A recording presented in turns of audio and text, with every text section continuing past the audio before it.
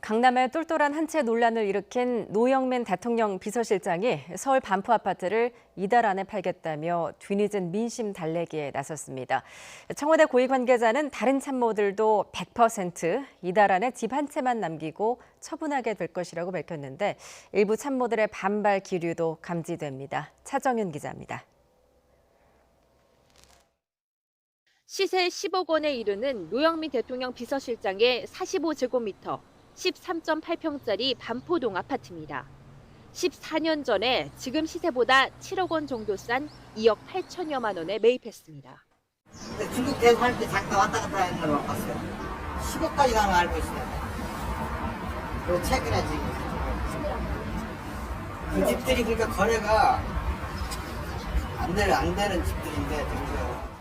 지난주 노 실장은 청와대 내 다주택 참모들에게 한 채만 남기고 팔라고 권고하면서 자신은 2억 원대의 청주 아파트만 내놨습니다.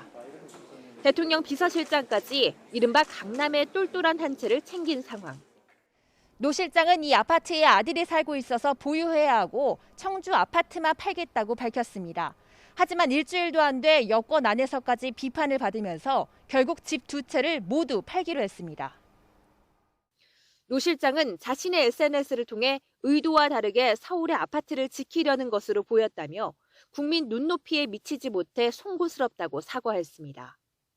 비서실장이 여론에 떠밀려 집 두 채를 모두 파는 모양새가 되면서 청와대 내 다주택 참모 12명의 판단에도 영향을 줄 것으로 보입니다.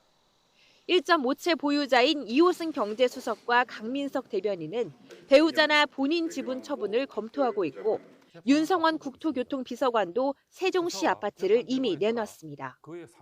김거성 시민사회수석과 여연호 국정홍보비서관은 재건축에 묶이긴 했지만 처분이 가능해지면 팔겠다는 입장입니다. 이와 관련해 청와대 고위 관계자는 청와대 내 다주택자들은 한 명도 빠짐없이 100% 이달 안에 한 주택만 갖게 될 것이라고 강조했습니다. 하지만 서울 도곡동과 잠실동의 아파트를 가진 김조원 민정수석은 처분 계획에 대한 질문에 답변하지 않고 있고 서울과 지방의 아파트를 가진 한 비서관은 서울엔 가족이, 지방에는 자신이 복귀하면 살아야 해서 팔 계획이 없다고 밝혔습니다. 일부 참모는 노영민 실장의 일방적 매각 권고에 반발한 것으로 알려져 이달 말 부동산 처분 시한을 앞두고 입장 변화를 보일지 주목됩니다. YTN 차정우입니다.